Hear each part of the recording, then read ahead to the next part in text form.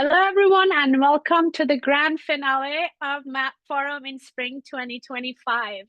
Today, I am delighted to have Professor Miguel Taín, who is the Professor of Art History at the University of Santiago de Compostela in Spain. But today, he's joining us from the beautiful Florence. He's going to talk about his current research project, which is being conducted at the Medici Archive Project in Florence. Professor Taín, thank you so much for accepting our invitation and being with us today.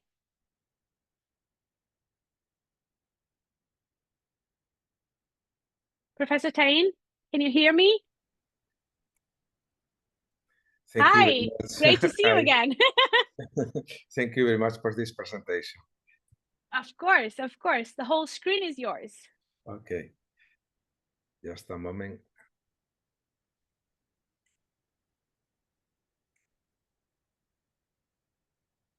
I know it's 11 p.m. in Florence, so I thought maybe you said that was enough for today. Ciao. Do you see the screen? Is correct? Beautiful, yes. Okay, thank you. Yes. Let's start by thanking Alessio Asanitis, his team, and the Medici Archive Project for this opportunity to present the research project 17th Century Spain in the Urban Views by the Florentine architect Pier Maria Baldi, supported by the Ministry of Science, Innovation and University of the Government of Spain, and whose origin is the book. Works? It doesn't work.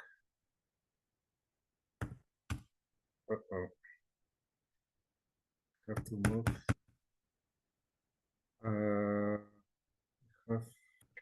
Maybe if you click on the slide, okay, it will move forward on the slide itself. If you click on that.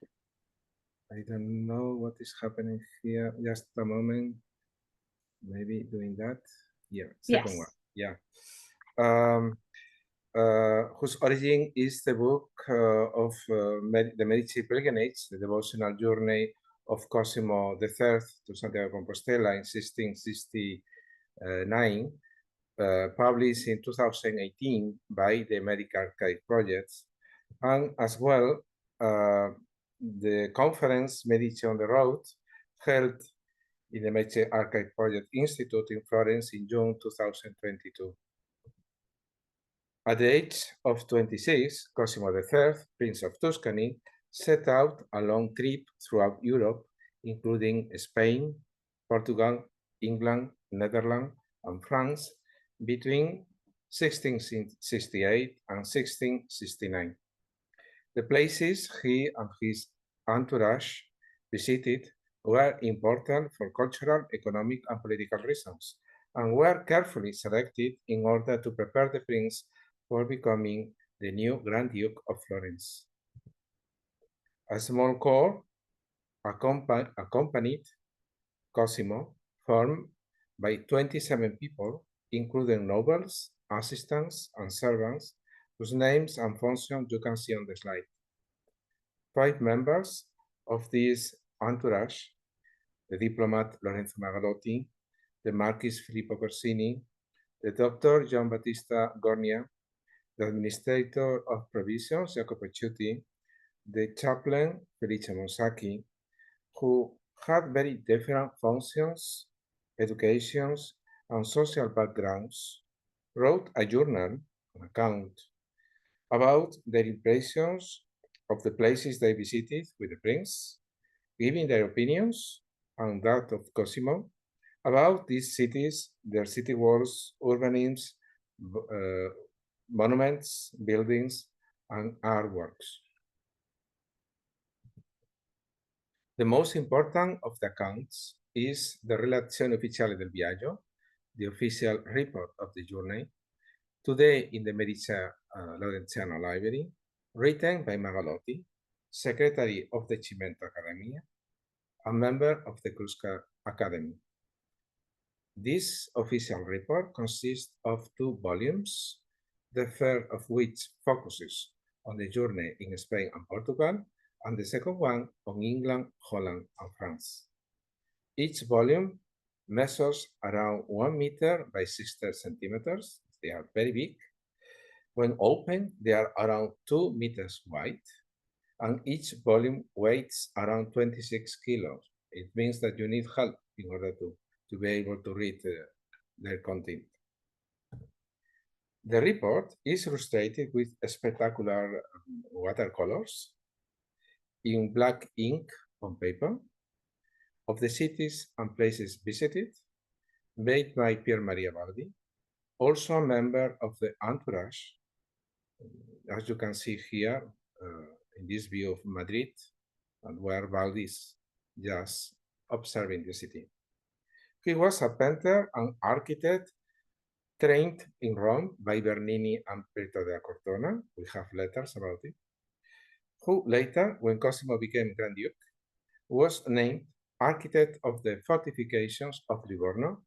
He was the chief of, especially he's the author of Venezia Nuova, for example, and architect of the palaces and villas of the Medici family. In the documentation of the Archivio di Stato of Florence, dozens and dozens of drawings, possibly hundreds, of his authorship are listed. They were devoted to the decorative arts, paintings, and buildings, and of which only 7 are preserved today in the Department of Drawings in the Galleria of Uffizi. According to Marcello Faiolo, in his book, Atlante del Barocco, Baldi is one of the great protagonists of the Baroque in Florence. Unfortunately, there is no any monography about this artist. We are waiting for that. He drew his views on his study in Tuscany, Livorno, and Florence. He had 2 houses during the 1670s and 1680s. Once the trip was over, from the sketches he made on the site during the tour. Unfortunately, these sketches are completely lost. I spent years looking for them and I was not able to find them yet. His work constitutes the most complete collections of views of cities in Europe of the 17th century. The codex contains more than 200 views of cities and sites of Europe. My project focuses on the study of those dedicated to Spain, and the group has an invaluable graphic testimony of the country of the century. After living in 2 galleys from the port of Livorno in the early hours of September 1668, and touring the French coast in order to avoid the dangers, especially probably pirates, Cosimo arrived in Spanish territory in September 25, anchoring in the towns of Cadaqués. Here in the slide, you can see the view of this place made by Baldi from the ship. Later, they moved in this nave to Roses, and finally to Palamos on the coast of Catalonia, always in Spain. His destination was Barcelona, in whose port he disembarked on the afternoon of September 29, staying in the city for several days to meet the population, dress up in Spanish fashions of the region especially, and finalize preparations for the trip by land. Then, in a gilded carriage brought from Florence, and lodging in private houses, convents, and inns, Cosimo moved to Martorell, Montserrat, Igualada, Lleida, Zaragoza, Daroca, Guadalajara, Alcalá de Henares, among other locations indicated on the slide map. Between 24 October and 25 November, he settled in Madrid, where he ordered new fashionable Spanish black clothes from the court, visited its churches, palaces, and gardens, including royal sites, and met Italian residents, ambassadors, Spanish nobility, and the royal family. Then he traveled south, where he visited Toledo, Mora, Consuegra, Villanueva de los Infantes, Andújar, El Carpio, Córdoba, Castro del Río, Granada, Écija, Carmona, and Sevilla, among other places, using on the most difficult roads a sedan chair specially built for him in Madrid. Then, from Zafra and Badajoz, he traveled to the Kingdom of Portugal and stopped in Évora, Setúbal, and Lisbon. You have here the capital of Portugal, a city where he extended his stay several weeks, especially for visiting as well the royal family. Later, he traveled north through Coimbra, Porto, and Viana do Castelo, entering Spain again via Tui, passing through Redondela, Pontevedra, Padrón, and Santiago de Compostela, towards the port of A Coruña, where he embarked in this English ship on 19 March for England, continuing his European tour. Therefore, his stay in Spain lasted almost 5 months, long enough to gain a respectable understanding of the country's culture. In fact, the link between Cosimo III and Spain lasted all his life. He bought a lot of things from Spain in the near future. In total, Baldi made 86 views of Catalunya, Aragon, Castilla-La Mancha, Andalucía, Extremadura, and Galicia sites, a treasure for the urban history and monuments of Spain, almost entirely waiting to be researched. Most represent medieval centers, which at the time of Cosimo's visits were in the midst of renovating their urban layout and architecture, realigning their streets, seeking straighter avenues, and the suppression of medieval arcades, opening large regular squares for public life, and changing their medieval buildings for others built according to the new international style in Europe, which is the Baroque.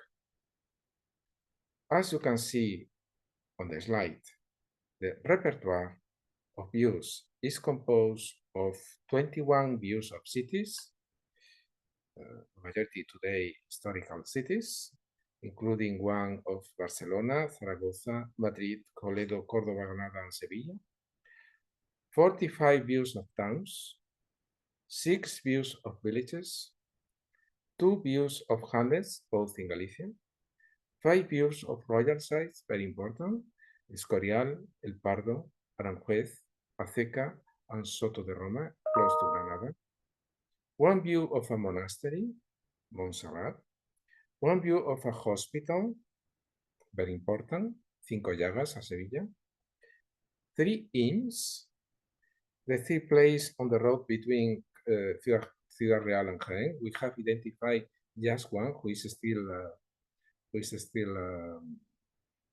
preserved, and we have identified this very old inn yesterday, and 2 farmsteads, both in Andalusia, and placed on the road between Córdoba and Granada. You have in this slide several examples of each typology. As I said, Baldi, once back in his study in Italy, with the sketches he made during the trip, drew on them for years to create composite views of the great complicity. Each drawing has more or less detail according to the time available for taking field notes, intervals which run from a few minutes to a few hours, depending on how long the entourage paused at a given site. Although Baldi's travel sketches have not been located, I suspect they would not differ much from those made by the Flemish Anton van der Bingarde, whose panoramic views of 55 Spanish cities are also the result of uniting in a final composition the drawing taken from actual observation and from different vantage points of the different neighborhoods and monuments of the city. In fact, this artist, Bingarde, signed his views with expression, Latin expression, fecit ambivum. Baldi followed the same method of working, as we can see in this slide, where are identified the points from where Baldi made the sketches of the view of Santiago de Compostela, almost all made from the slopes of the hilltop of this point, the hill of Santa Susana. So, each panorama by Baldi also is a composition of the place represented, an apparent objective portrait when the most emblematic buildings are well reflected. A good example is the royal site of Aranjuez, whose different parts I have identified, or another example is the view of Alcalá de Henares. On the other hand, there is not this fidelity to reality in the representations of the popular houses, the common vernacular architecture, which is only suggested by different volumes and routes. Santiago de Compostela could be a good example of that. Another consequence of this method of work is a certain Italianization of the architecture of the monuments that Baldi represents, a fact that, as Gombrich explains, is due to the cultural background of the author. One example is the invasion of a classic pediment on the southern facade of the Convento of San Paya ante Altares. You have here the present aspect of this facade and how Baldi created this, imagined this pediment. We don't know exactly why. A second example is the invention of the slenderness of the dome of the Cathedral of Santiago that recalls that of the Duomo of Florence. A third example is the invention of medieval towers above some of the great residences of Compostela, towers that do not actually exist, but will echo those of Florence.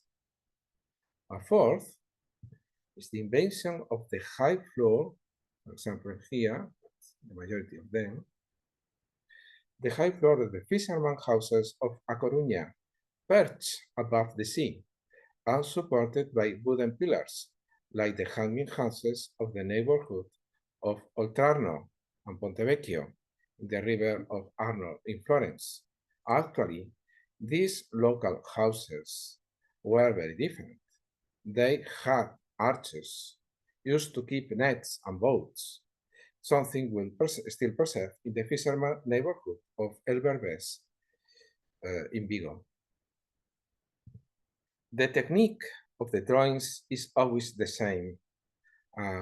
Urban panorama, seen from a high point, often imaginary, which provides a complete image of the extent of the locality and its surroundings. They are viewed in perspective of the place with a wide viewing angle, where Baldi represents clearly the buildings in the foreground, other distinctive monuments in the background, and as well the real skyline of the locality. You have here different examples in order to check it. Baldi obviously looked the hills of a certain height in the surroundings to make his sketches, as we can see in many of them where the portraits himself drawing the place. For example, here, here, here, as well here, still here, and here. No? And then he always appears drawing outdoors, au plein air, with a hat on his head in order to protect his eyes from the sun or from the rain, a sword on the belt or security, sitting, lying, standing, or even on a mule, in this case, with a board, a paper, and a deep pen in his hands, just drawing. He states in this way that his work is the result of a direct observation without using any optical instrument, not even some kind of telescope or spyglass, nothing. Among the 86 panoramas of Baldi, we found two types of views following the classification of the urban iconography by Cesare de Seta. First, there are profile urban views, which are panoramic views of places located in valleys and plains. So as you can see here, it's clearly a profile. We are not able to see inside the city walls. An example is the view of Cariñena in the middle valley of the river of Ebro, or the view of Santa Fe, close to Granada, in the plain of the river Genil. A second typology are views, oblique views from above, panoramic views of places surrounded by hills and mountains, from which Baldi made his drawing, but he's here, just taking notes from the city. An example is this view of Madrid. It's easy to identify because this is the Alcalá Street, and here there is the Buen Retiro Palace. Many localities only have this graphic testimony of their monuments, which have not disappeared because of fires and wars. For example, the Royal Alcázar of Madrid was destroyed in a fire in 1734. The Royal House of Roceca in Toledo disappeared in 1808 as a result of the invasion of Napoleon's army. The Buen Retiro Palace was destroyed throughout the 19th century as a consequence of the War of Independence. And finally, many places, but for example, Las Rozas, close to Madrid, disappeared in the bombing of the Spanish Civil War. Rozas only has this graphic testimony of their aspect in the past. The 86 Spanish views by Baldi constitutes one of the few groups of panoramas made by a Florentine artist of the Seicento, as Marco Chiarini, the Professor Marco Chiarini, in his paper, The Paesaggio of Firenze, has studied. But with a certain cultural continuity with Rome pictorial fashions, as we can see in the research by George Garms, Veduti di Roma, and especially those from Flanders. We can read the book Dutch Art in the 17th Century by Svetlana Alpers in order to check that the Flemish artists were experimenting before Florentine artists the representations of their cities.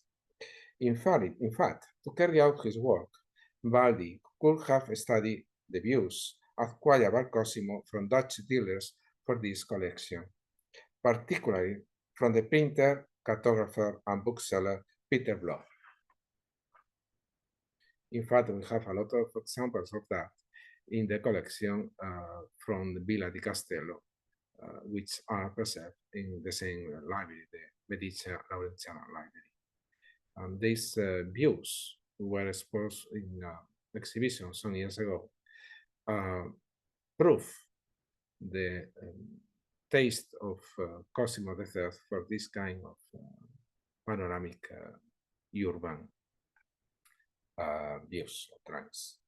So, in order to carry out the project, the drawings mentioned above are analyzed one by one, grouped according to the current territorial division of Spain.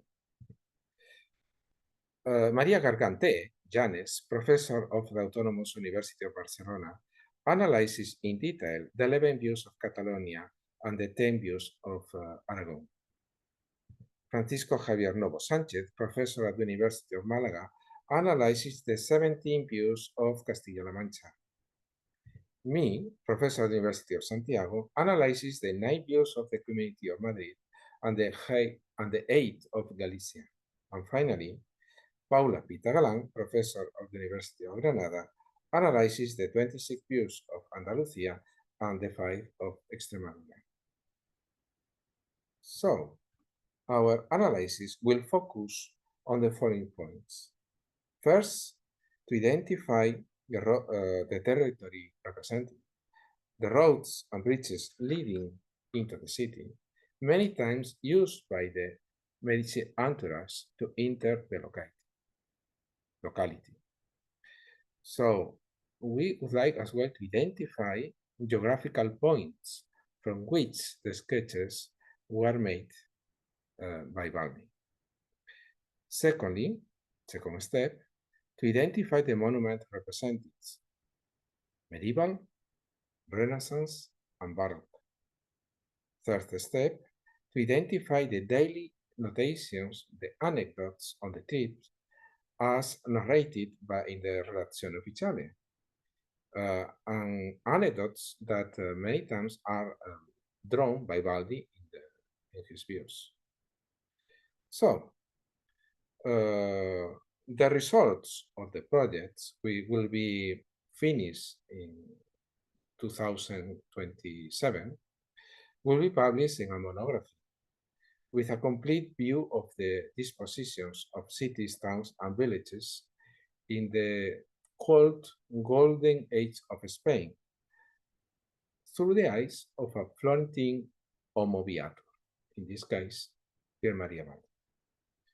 The success of this current research is due to the support and guides of the Medici Archive project in Florence and of the Centro Interdipartimentale di Ricerca sull'Iconografia della Città Europea at the University of Federico II in Naples, under the direction of Alfredo Bucaro, expert in the study of urban choreography and of European cities. Also, it is due to the Biblioteca Medicea Valenciana, where is the Codex, Archivio di Stato of Florence, with the documentary collection of the Medici family, la Biblioteca Nazionale di Firenze, and the Kunsthistorische Institute in Florence with its impressive library. Anyway, thank you very much for your attention, and I wait your questions about the project. Thank you. Thank you, Professor Taín, for this wonderful talk. By now, the Q&A is open for if there are any questions. I'm going to start with my own questions, if you don't mind. Please. Thank you. So in what ways do you think that these drawings are engaging with the contemporary conventions of architectural drawings of these urban spaces? Yeah, I was surprised at the beginning because I thought that this big collection will be just a only case in Florence, but in the last month I was just finding out that there was a project by the Ferdinando II and Cosimo III in order to publish an Atlante of the Tuscany cities, and some local artists younger than Baldi were just drawing the Siena and Pisa and even Florence in order to publish the views in Amsterdam. So Baldi was educated in this atmosphere and he was learning how to represent the cities. And Cosimo III was keen on of these images. And so there was a frame for the creation of the codex, which started some years in advance, and probably for the former generation, I mean, in Ferdinand II times. And I was surprised by that, because at the beginning, the local bibliography said that Baldi was just single, as the only artist who was representing villages and towns. Meanwhile, Stefano della Valle and other artists who are not identified yet were just representing the sites of Tuscany. I understand. We do have a question in the Q&A, but since I just have a follow-up question. So since he had a dual role, both as an artist from the court, also an architect, how did this, how might the dual role might have shaped the ideological characteristics of his views? Okay. These views has a very important role presently, especially for Spain, in the order that is the main collection of views of our historical heritage. And so I am surprised that they are still they are known, but they are published in a very small site, and nobody pay attention to details and to the content. And so as well, there is a mystery. I mean, the tip was took place in 1669, 1668, 1669, but drawings were created 10 years later. And what is the reason for that? I mean, something happened in the Medici court, and I am always wondering what was the reason who provoked the creation of the codex. And probably is related with, it's my opinion, but probably is related with the wish of Cosimo III to have a royal treatment. I mean, in order to show to ambassadors and foreigners his contact, because the most important, the text of the codex is concentrated only in relationships by Cosimo III. I mean, during the trip, he was just contacting with nobility, ambassadors, residents, Italian banks, and royal families. And the codex has no anecdotes, family anecdotes, small anecdotes. Their account is clean of this kind of materials, who you can find another accounts by other authors. So I think it's related with a political. The codex has a political reason. The creation of the codex has a political reason. I understand. Thank you. Now, Clorinda in the audience asks, I have a more basic question about the attraction of Spain as a grand tour venue. Were there others who undertook similar trips? Were they mainly undertaken as religious pilgrimages? Yeah. This is another aspect of the journey by Cosimo. He was just visiting the main sanctuaries of Spain, and he became a real pilgrim. I mean, he left his carriage in Barcelona in order to visit, for example, the monastery of Montserrat, and he didn't doubt. He just was riding a mule, who was not really, I don't think was quite frequent to see the great prince in a mall. But anyway, and as well in Atocha, and as well in Zaragoza, in the Basilica del Pilar, and as well in Sacromonte in Granada, or later in the Cathedral of Santiago. So it was a religious intention in this trip. It was one of the aspects. The first one was political, the second was cultural. He was visiting libraries and other collections, local collections. And the third one was devotional. And of course, there are other accounts by other authors from Florence who carry out as well some journeys to Spain. I am remembering now one, and the majority are completely unknown in Florentine libraries. There are many catalogs where you find information about this trip.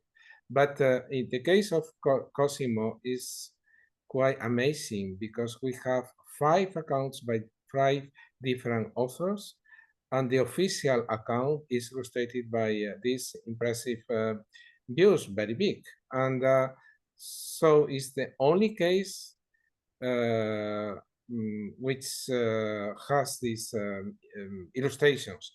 The others are only written accounts. I mean, it's manuscripts. They are manuscripts. They were not published. But it's a pity that we don't have collection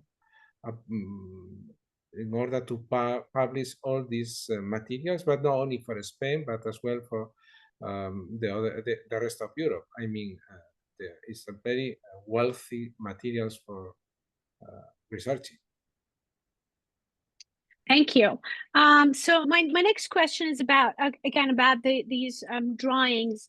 In what ways do you think that these drawings reveal the political strategies of documenting foreign territories? Okay. Baldi and Cosimo, especially Baldi, have problems in order to represent fortress. I mean, especially in Portugal, because we have to realize that the war between Portugal and Spain finished just some months in advance the Cosimo's journey. So if you look the codex, you notice that Baldi didn't represent the most modern how you say that in English, city walls, if they are just recently built. You only have medieval walls, which looks this aspect very old to the Spanish sites, you know, and probably is a strategy. I mean, probably Baldi didn't have permission to design some places. And the reason is that the war was just finished. In fact, Cosimo was impressed by the Portuguese military architecture. And in Lisbon, he interviewed Luis Pimentel, who was just the most important architect in this aspect in Portugal. And they share some letters and even drawings in the following years.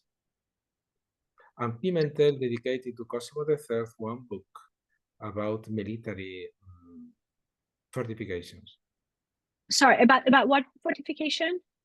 Yeah, Luis Pimentel published a book about fortress and military fortress. Okay. Yeah, and later after the journey, and the book is dedicated to Cosimo III. If you are interested, I can send you the title and the information. Oh, okay. And the book is archived? The book was published, so I suppose it's possible to check it in internet. I think it's very easy. Okay, thank you.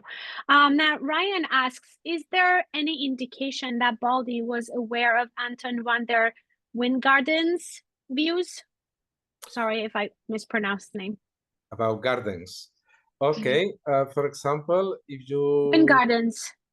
You actually can see the question if you click on the Q&A box. tap below, right next to the share button. You see Q&A? Yeah. So the question is there in order to see the name Anton van den. What is that? In the chat, I suppose. No, not the chat, the Q&A on the right side of the share button. Yeah, it's true here. Yeah. There any indication to Baldi's was aware of? No, it's impossible. No, it's a pity, but there is no any indication, but it's the same methods. And probably because Baldi studied Flemish views, urine views, which belongs to the Cosimo's collection. In fact, if you see the views which survives in Via de Castello, you find the same methodology of representation. Yeah. Mm-hmm. Thank you. The next question is by Sorcha. Sorry again if I mispronounced this name. Apologies if I missed this point already. Is there any evidence that Baldi's drawings were intended for publication as part of a print project? Oh, okay. We found some letters from the 17th century who proposed to publish the content of the codex. But I have to confess that I have doubts about the some authors sustain that this intention was for our codex, but I suspect the intention was for another manuscript, not for us, because it's quite complicated to publish this view because they are very big. And I found a lot of new documents in different archives, and the codex is a kind of monumental literature. I mean, it was just a luxurious object to show to in special events in Florence. I don't think it was not created with intention of publish them. I don't think so. In fact, the old drawings are published more or less, and the first publications belongs to the beginning of the 19th century, but always in a reduced shape, never in the real measures. And I don't the codex was created only as only one piece of no, just Cosimo III was created this codex in order to show his Odyssey. I mean, to special visits. Thank you. The next question is by Davide. Why does Baldi feel the need to represent himself within his drawings? Is it a gesture of authorial affirmation, social legitimization, or a means of asserting control over the viewer's gaze? I think it's a kind of signature. And Baldi was inspired by a formal view, which is called here in Florence la veduta della catena, which is a view of Florence dated in the 15th century, where the author is represented just sit down, drawing the city from the Oliveto Hill. So Baldi was imitating this kind of habit. I mean, we have this previous view some centuries in advance, and it was a way used by this artist in order to say I am the author. And I created these views without using any optical tool, just my eyes and just my hands.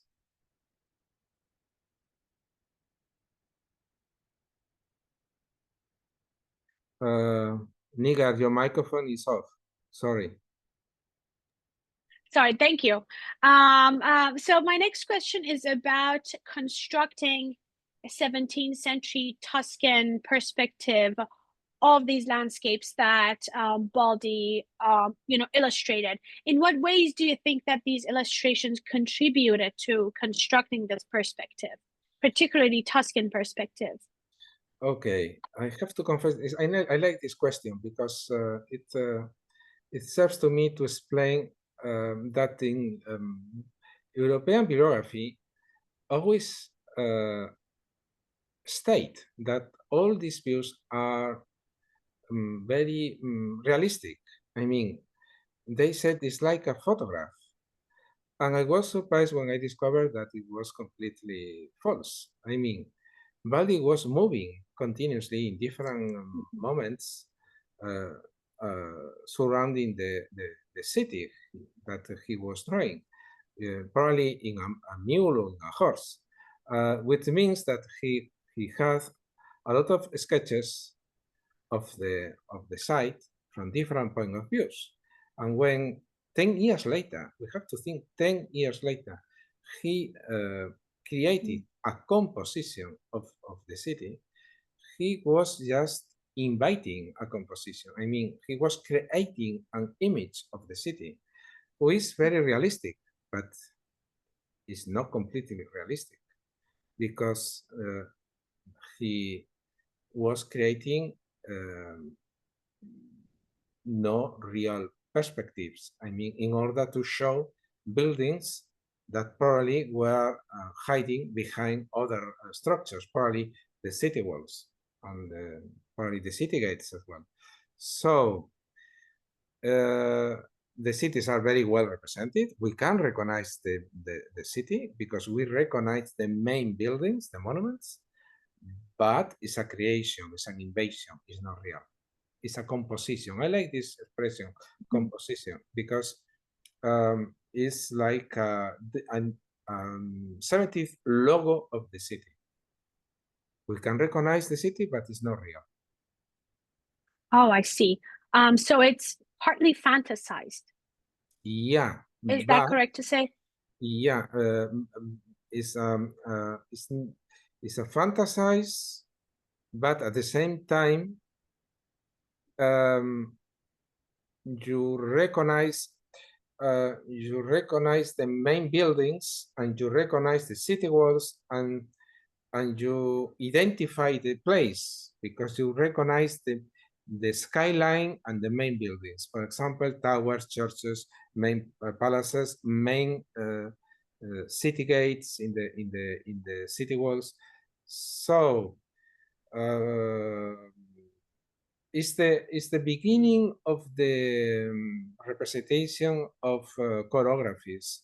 I mean, it's the beginning of representation of views, because one generation later, Baldi, I mean, just at the beginning of the 17th century, just at the end of the 17th century and at the beginning of the 18th century, the majority of the painters of the artists use it optical instruments, and this is the main difference. For example, Canaletto used optical instruments in order to create his Vedute of Venice, so they are more realistic. So in this case, you are, I assume that you are comparing these illustrations with contemporary topographical representations of the same sites. Yeah, and some of them, for example, Vermeer in Holland was just using as well optical lens, and so it was starting. Some artists have relation with scientists, and he started to use these telescopes and spyglasses and other instruments. But by contrast, Baldi belongs to a generation who were still using his eyes, like in the Cinquecento, like Flemish artists in the Cinquecento. I see. Yeah, the next question is by George. Is there a view of Plaza Mayor in Madrid? Could you repeat again, please? Is there a view of the Plaza Mayor in Madrid? Baldi drawn Madrid twice. One is concentrated in the south, the south side of the city. I mean, where the Buen Retiro Palace is the main object, and the other one is from the other side. I mean, the main representation is the Royal Alcázar. So it's the only case where Baldi is the only site, the only city which has two representations in the codex, and both are very big. They are probably the biggest. Yeah, they are the two biggest drawings in the codex, and you have inside the majority. I think probably the most representative monuments of this place. Mhm. Yeah, so in a bigger picture, what do you think qualified Baldi for this commission? Okay. When you see its view, you notice that there are different interests by Cosimo. When Cosimo asked Baldi to draw these places, Baldi concentrated his efforts in the representation of some places, for example, Madrid or Barcelona, but especially Madrid. We have to think that Cosimo was more than 1 month in Madrid, waiting for an interview to the royal family. So Baldi had a lot of time in order to take notes. And Cosimo was more interested on having more realistic representation of places like Madrid or Sevilla. And probably the reason because nobility and royal family were living there. The text who document the drawing is longer and has more information. I mean, the interview with the royal family in the royal palace is described with a lot of details. So probably, is my opinion, drawings are related with events which happen during the journey, and events which has more importance to Cosimo III. I see. Thank you. How much? Okay, we have 7 minutes. So my next question is about your methodological approaches. Can you elaborate on your research methodologies, and what are you using? What kind of resources are you using in Florence for this project? Okay, in Florence, especially I am concentrated on looking for the sources of the codex. I mean, to understand the origin of the codex, which will be the presentation of our monography. Meanwhile, the rest of the team is just investigating, in Spain, and we are just visiting this 86 places represented in the codex in order to find out the points from where Baldi were taking his sketches, firstly. Secondly, why Baldi chose this perspective of this side and no other. We discovered that Baldi will represent the first image that the Medici group has of the city. I mean, the entrance of the road which follow the group.